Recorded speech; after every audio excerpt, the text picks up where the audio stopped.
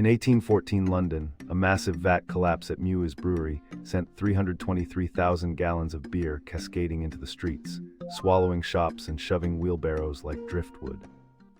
Eyewitnesses spoke of shocked workers surfacing on foamy waves, while the press framed it as a freak accident, not a social warning. Courtrooms later debated liability, yet locals claimed the flood uncovered deeper faults in industrial safety and urban planning. Amid the wreckage, a floating pub stayed afloat as patrons sheltered aboard a makeshift raft. The disaster spurred new safety laws and highlighted the clash between profit and public welfare.